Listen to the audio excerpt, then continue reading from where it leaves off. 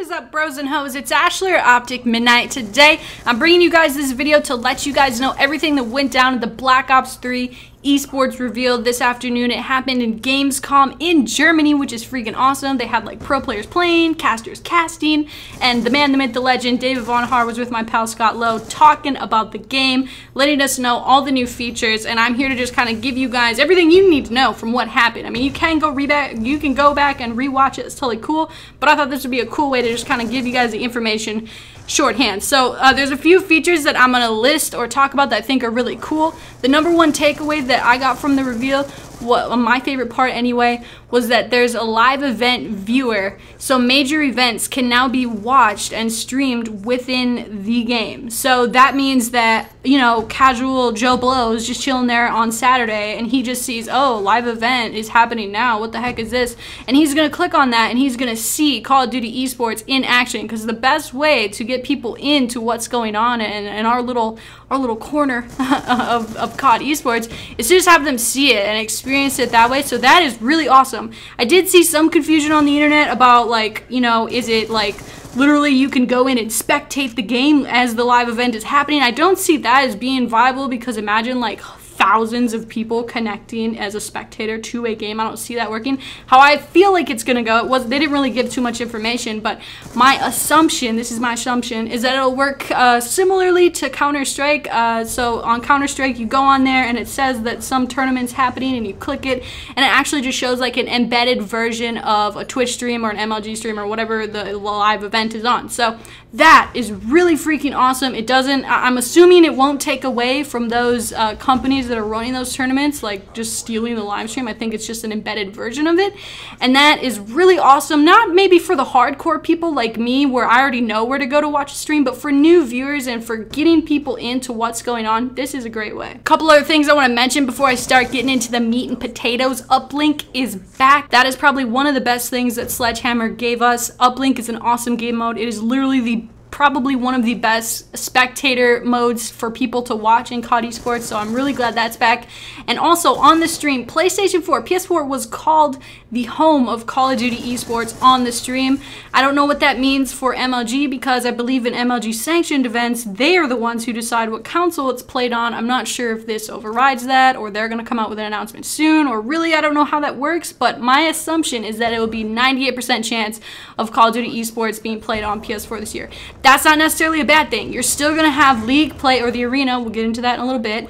We're still going to have that on the Xbox. It's still going to be there. You're still going to be able to play game battles on the Xbox. You're still going to be able to do all that stuff. All that really means is basically when you're watching a tournament, Optic Scumpy is holding onto a PS4 controller instead of an Xbox One controller. One thing that I also thought was a really big update, Hardpoint is no longer a 10-minute time limit. It is just the first team to 250. So that kind of depends on a momentum swing, right? So let's just say you have a team that's at like 245 points and a team that's at 240 points, but there's only like 4 seconds left in the game. Obviously, the team that has 245 wins in that situation. Now, there's no time limit. Now it goes off of hill time. So if you have a team that's that close of a game, it's going to depend on the slain and the seconds that they can get on the hill, rather than trying to get those seconds to fit into a time period.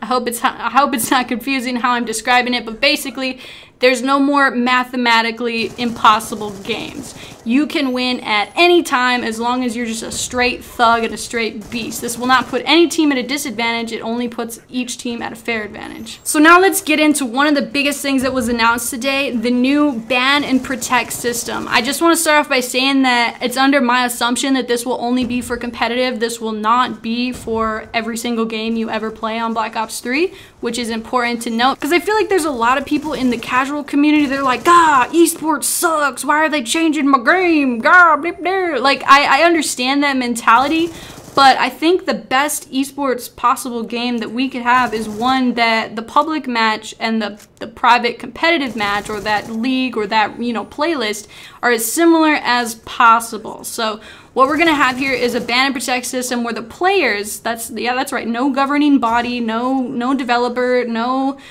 you know, platform decides on the bans. Each ban is decided on the spot before each match, not before each tournament, each specific match. I believe even each map, if I'm not mistaken. I'm pretty positive it's each map. So what happens is the players will vote like veto style what votes for each particular item they want out of the game to not be used, to not be allowed in people's classes. So everything in the game has the possibility of being banned.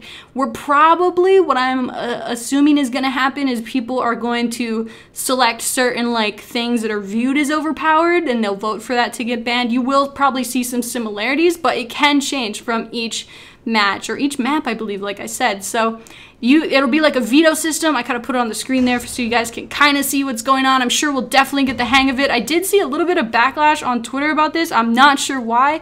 I think that staying stagnant and trying to argue over what should be banned all year is horrible. I definitely don't think that's the way to go about it. And also, this adds just a huge meta to the game. You're going to have people like strategically banning certain things. Maybe there's certain players that are better with certain things and they're taking that into account when they vote for that to be banned. And it's going to be interesting to see really how it works and how it changes the game. One thing that I'd like to add is that you can only choose one specialist and ability per team. So basically you can't have 4 of the, I think it's the Seraph that has that crazy pistol that's so good. Like, you can't have 4 of those pistol guys running around. You have to choose one for each ability or thing that happens. And those are timed events as well based on how well you're doing in the match. And so it's going to be really interesting to see how those are used, when those are used, and how that's going to strategically change the meta of the game. If you don't know, the meta is basically like how deep the game goes, and this sounds like the most strategic COD to date on paper. One thing that I also want to talk about is the COD caster and spectator mode.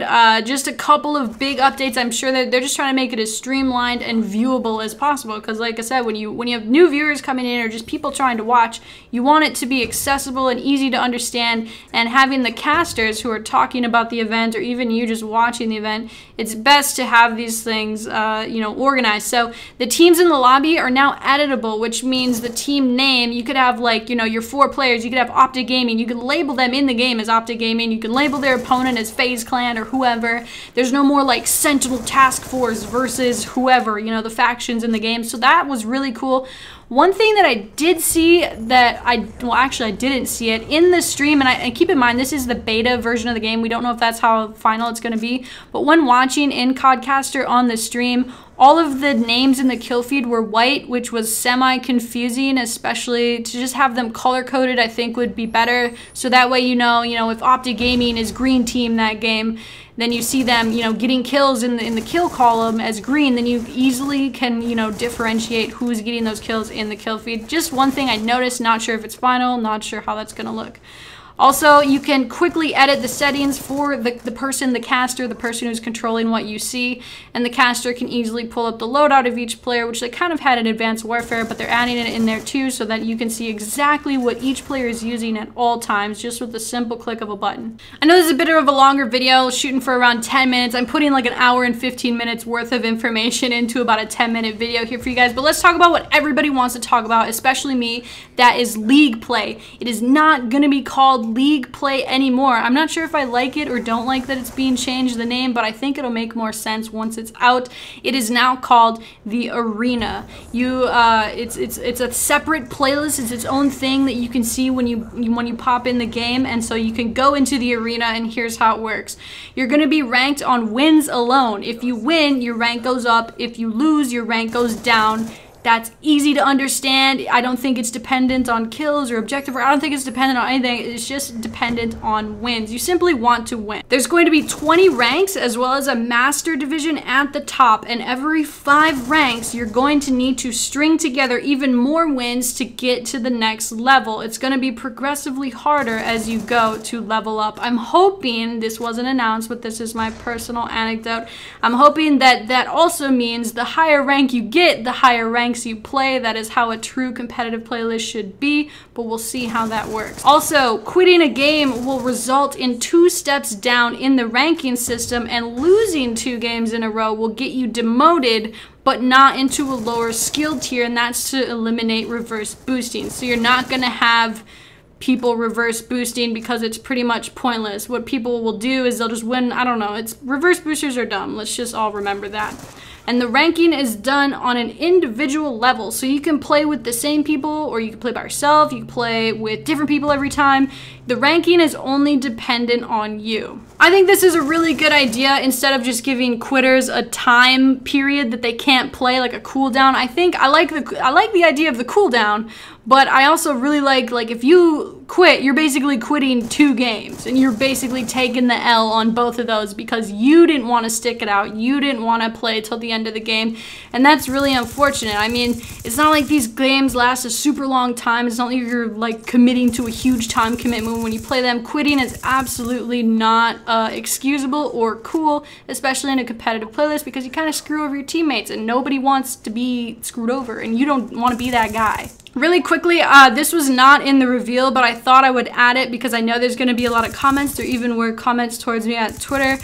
There is nothing that Treyarch can literally do against DDoSers, in my opinion. It is way too much of an issue, and like it's literally an issue in every online game, basically, not just Call of Duty. It is unfortunate. It sucks. There is going to be people who probably try to do that. But what I think they should do, and what I think I've suggested they could do, is have a reporting feature, which I already know they already have that in Call of Duty. But I hope it's strict this year. I hope there's a way to report people that you suspect of DDoSing. Maybe even a way, kind of like in Counter-Strike, where people can actual people, like players, can review. You know, whether a player's cheating or boosting. But then again, booting is really just such a hard thing to pinpoint and to prove that someone is doing. So I don't know. That part of the game, I know it will be part of it because, like I said, it's part of online gaming, not just Call of Duty. There's going to be people that do it. But I think it's hard to prevent, but I think this is going to be a great step in the right direction. How the arena is going to work, it sounds really simple and really good, and I'm really excited to play it. So you guys are going to have to let me know what you think. What would you do differently to the arena, or even add to? Maybe you don't even have to change one of these things, but add to it. What would you want to see have happen for the Call of Duty esports side of things?